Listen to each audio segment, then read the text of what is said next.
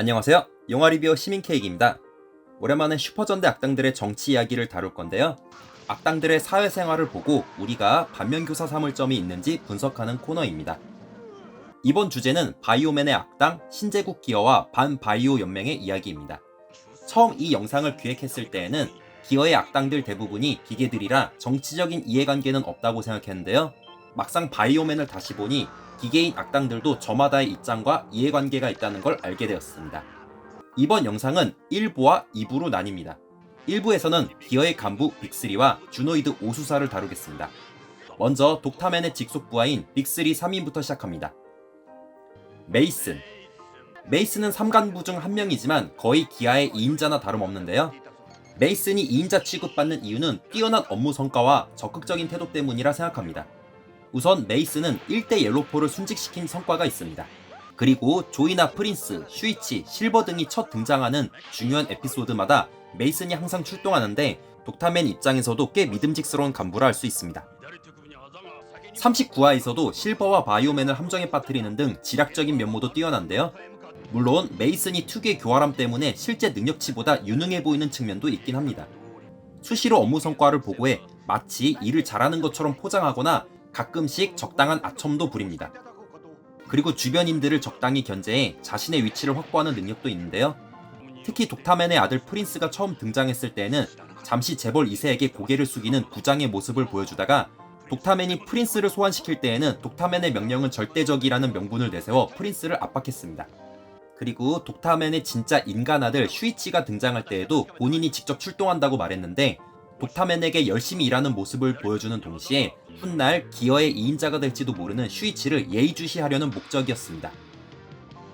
실제로 슈이치가 등장하는 어지러운 전국을 틈타 일반인으로 위장한 독타맨을 미행하거나 비밀을 엿듣기도 했습니다. 이 특유의 교활함 때문에 메이슨에게 거품이 낀 것처럼 보이지만 대기업 임원이라면 이 정도의 사회생활 스킬은 있어야 합니다. 다만 욕심이 지나쳐 본인의 주도로 빅3의 난을 일으켰는데 이 난은 메이슨보다 뛰어난 1인자 독타맨의 지략으로 실패했습니다. 메이슨은 뚜렷한 업무 성과도 있고 주변을 적당히 견제하거나 협업할 줄도 알고 아첨도 적당히 하는 등 선만 넘지 않으면 유능한 2인자라 할 수 있습니다. 파라는 회사 생활을 신중하게 하는 직장인으로 볼 수 있는데요. 원래 파라는 적극적이고 막 나가는 스타일이었는데 9화에서 독타맨에게 말대답하다가 혼난 뒤부터는 상당히 조심스럽고 차분해졌습니다. 회사 내에서는 분위기가 험악해지만 감정을 드러내지 않고 몸을 낮추었으며 출장 나갈 때에도 변신으로 정탐하거나 은밀하게 진행하는 등 여러모로 신중했습니다.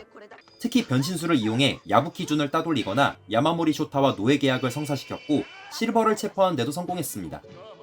자신의 직속 부하인 파라켓이나 자주 협업하는 메추라, 그리고 다른 빅3 멤버들과도 잘 협조하는 등 동료들과의 관계도 원만합니다.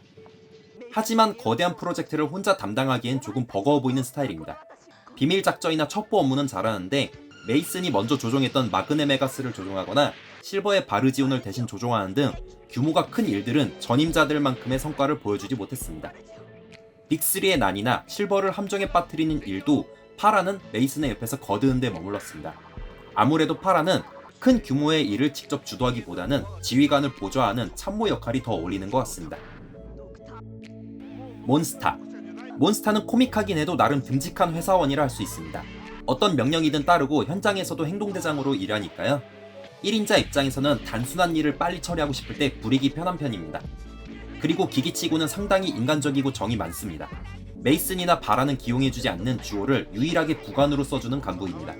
그런 착한 마음 때문인지 그 냉혹한 독타맨조차도 몬스타를 좋게 봐주는 편입니다. 자신의 원칙에 어긋나지만 몬스타의 부탁으로 망가진 주호를 수리해주었으니까요. 그리고 몬스타는 생각 외로 메이슨의 버금가는 업무 성과도 있습니다.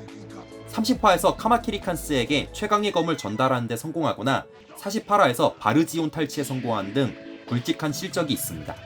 다만 눈치가 없는 데다 우스운 이미지 때문에 업무 성과가 퇴색되거나 무시당하는 감도 있습니다. 여러 번 실언을 저질러 독타맨에게 혼나기도 했고 다른 간부들을 함부로 대하지 않는 파라조차도 몬스타에게는 막대하는 경향이 있습니다. 그러다 보니 메이슨이나 파라에 비해 출장 횟수도 적은 편이고 업무 성과도 부족해 보입니다. 사람이 아무리 착해도 자기 밥그릇은 스스로 알아서 챙겨야 하고 조직 내에서의 이미지 관리도 중요하다는 걸 알 수 있습니다. 그래도 몬스타는 경직된 조직 안에서 분위기 메이커 역할을 하는 데다 기본 능력치 이상은 되기 때문에 꼭 필요한 인재라 생각합니다. 주노이드 오수사는 독타맨이나 빅스루야는 달리 정치적인 이해관계가 적은 편이라 능력치로 평가합니다. 우선 메사주와 아쿠아이가입니다. 메사주는 공중전에서 장기를 발휘하고 아쿠아이가는 수중전에서 장기를 발휘하는데요.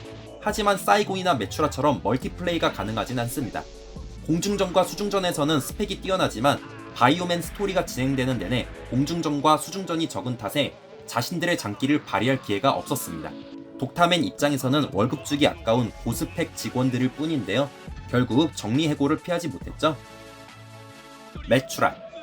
반대로 메추라는 상당히 데리고 다니기 편한 주노이드입니다. 아쿠아이가나 메사주처럼 주변 환경에 영향을 받지 않는 데다 체인지 고스트로 적을 염탐하거나 기습할 수도 있고 사이곤만큼의 파괴력은 없어도 근접전에서의 전투력은 나쁘지 않습니다. 그리고 파라만큼은 아니지만 메이슨 역시 메추라를 자주 데리고 다녔던 편입니다. 많은 사람들이 메이슨과 사이곤이 자주 뭉쳤다고 기억하는데 32화에서 개조되기 전만 해도 메이슨은 사이곤과는 겨우 2번만 같이 일했고 메추라와는 4번이나 같이 일했습니다.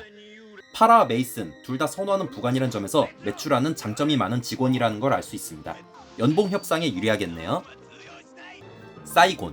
사이곤은 초능력을 발휘하는 등 능력치로 보면 주노이드 중에서 가장 강합니다. 하지만 사이곤은 능력이 너무 뛰어난 게 오히려 단점이었습니다. 파괴력이 뛰어난 탓에 작가 입장에서는 바이오맨이 일방적으로 당하는 장면이 나올 것 같아서 시나리오를 쓰기 애매했을 테고 그러다 보니 개조되기 전까지는 주노이드 중에서 출장 횟수가 가장 적었습니다.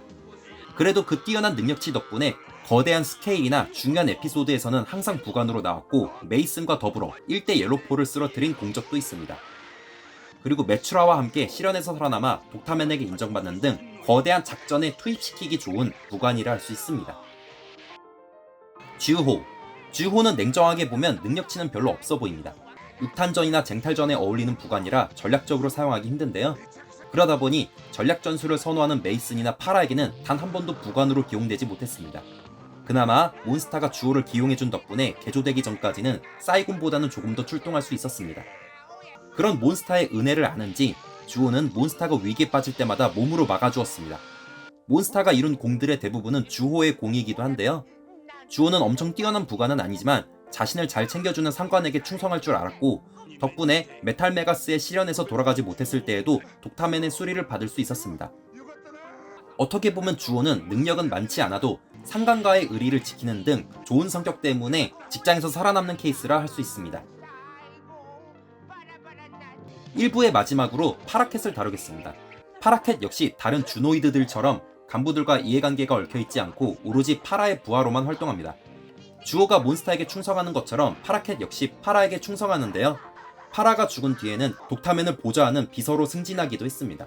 그리고 메이슨보다 오래 살아남아 기아에서 가장 오래 생존한 간부가 되었는데요. 제가 만약 파라켓이었다면 마지막에 바이오맨과 최종전을 치르지 않고 독타맨이 죽을 때까지 몰래 숨거나 네오그라드를 탈출했을 겁니다. 반 바이오 폭탄이 폭발해 네오그라드가 사라질지라도 파라켓 혼자 살아남게 되는 거고 반 바이오 폭탄이 폭발하지 않고 독타맨이 죽었어도 마스크맨의 오케란파처럼 생존 여부가 불투명한 채 잊혀지다가 바이오맨이 파괴하지 않고 그대로 놔둔 네오그라드에서 몰래 메카 클론을 제작해 신제국 기아의 새로운 지배자가 되었을지도 모릅니다. 물론 슈이치가 달려와서 네오그라드의 소유권을 주장했으면 할 말은 없지만 그리고 파라켓은 파라의 부관 역할만 하다보니 새로운 조직을 이끄는 리더십이 증명되지 못했기에 독타맨만큼 잘 운영했을지는 또 모르겠네요. 아무튼 회사가 부도날 것 같으면 빨리 퇴사하는 것도 좋다고 생각합니다. 일단 바이오맨 악당의 정치 이야기 1부는 여기까지 다루고요. 다음 2부에서는 프린스와 슈이치, 실버, 그리고 독타맨에 대해 다루겠습니다. 시간이 되시면 구독과 좋아요 부탁드립니다. 영화 리뷰어 시민케이크였습니다. 영상을 시청해주셔서 감사드립니다.